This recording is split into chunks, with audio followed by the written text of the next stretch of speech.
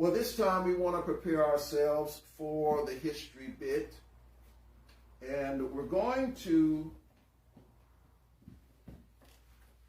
cover the New Testament manuscripts. Now, this is not going to be anything like an exhaustive teaching, but what we want to share in this history bit are the two major New Testament manuscripts that are of very great importance.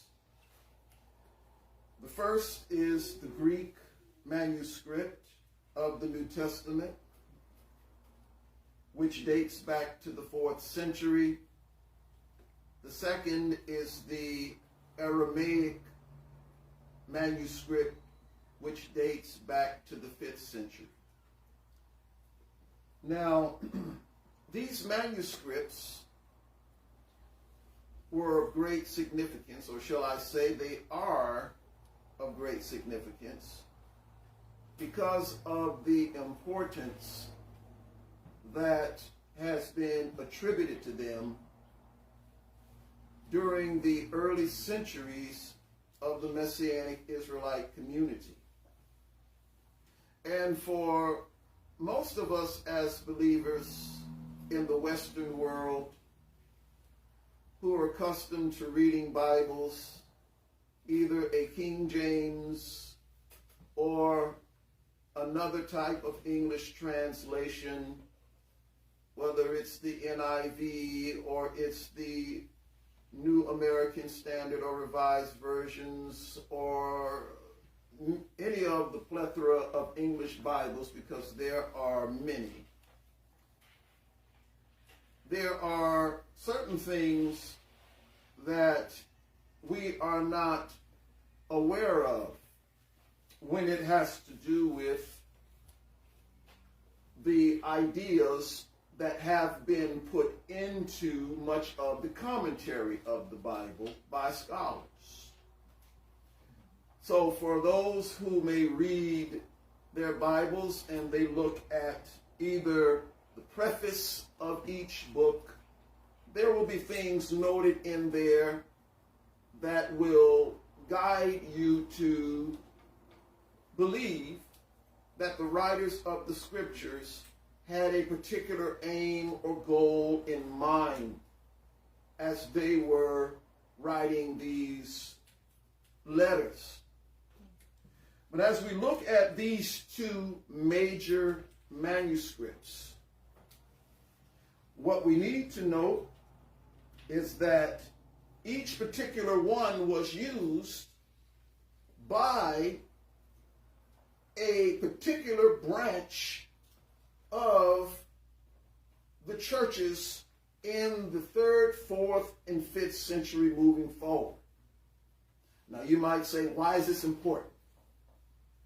This is important because of how the different branches of the churches, in particular the churches of the West and the churches of the East, saw these manuscripts. Now, the Aramaic manuscript is called the Peshitta. And the Peshitta, it means straight, the original and pure, or the standard for the New Testament. The Aramaic text is a text that is akin to Hebrew. The church in Syria, which is one of the churches of the Eastern churches, considered the Orthodox churches, believed that when they received their scriptures, that their scriptures were not translated to them from another original text. They believed the scriptures that they received came directly from the copies of the original that the apostles wrote. So they believed that the original scriptures were written in the Hebrew and Aramaic language, or we'll just say Hebrew Aramaic. And so they called that particular Bible the Peshitta because they believe this is the original, the pure, the straight, the standard. Now, the Greek manuscript is the manuscript that's used by the Western churches, primarily the Roman Catholic churches. And they also hold to a view that the Greek manuscript was the language that the apostles wrote the scriptures in originally. They say that because most of the world spoke Greek, that the apostles wrote the scriptures in the Greek language. If you've ever heard information about the Gospels, Matthew, Mark, Luke, and John, you'll notice that in some of the prefaces that it will state something like Matthew wrote to the Jews and Mark wrote to the Gentiles, and John's gospel was an evangelistic gospel to everyone. Now, those particular statements are not shared universally by the churches of the East or the churches of the West. It is only shared by the churches of the West. And the reason why that is the case is because the belief among the churches of the West was that since the Bible was not originally written in the Hebrew Aramaic, that the writers had an intention to reach the world or to convey the gospel in a manner that would touch other nations. Now, when you read the scriptures, even when you read the Greek text, and I use the Greek text, what we find in the Greek text is that all of the Greek is written in such a way that you have to be a Hebrew in order to understand it in its Greek language. Because all of the figurative idioms, phrases, are all of Hebraic cultural perspectives. That's what you find. Now, because that is the case, what that tells us is that the Greek manuscript was translated, because there are transliterations in the Greek text that have transliterations. That's a clue that this was not written to a Greek audience. Are you hearing me? If you write to a different cultural audience, you are careful not to use certain cultural idioms that the people don't know anything about. You don't find that when you read the Greek.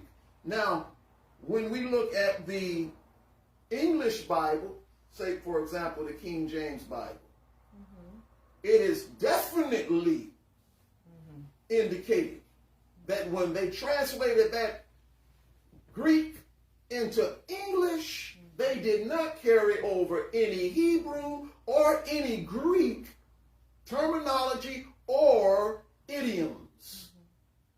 They translated it so that an English-speaking, English-cultured audience would understand the message. And so it's important that we understand the importance of these manuscripts Because when we get to the core of it, knowing that the Bible was written first in the original Hebrew Aramaic language shows us that when this gospel went forth, it went forth to preserve the Hebraic cultural context of the plan of Elohim. That while it is inclusive of the whole world being able to be saved, what it does, it teaches us that all men who are not blood-descended Israelites are grafted into Israel. What the Western Church did by laying primacy to the Greek translation of the Bible as being the original language that the New Testament was written in, what they did was to set a premise to eliminate the idea that Elohim is dealing particularly still with the house of Israel, to bring his plan through the house of Israel. Their aim was to make that difference and to show that Elohim is an Elohim of the whole world, and he is. But you do not make that declaration at the expense of saying that he has a new people now, and that Israel, it has no place in the purpose of Elohim because they rejected the Messiah. And so I'm going to close on that point, but I want to help us to understand that when we go back and research the history and the development of the manuscripts and how the different branches of the churches debated over these issues, the reason for their debate and the reason why we have certain ways of thinking in Western Christianity is due to how those 3rd and 4th century church fathers were seeing the plan of Elohim. And with that, we bless the Almighty.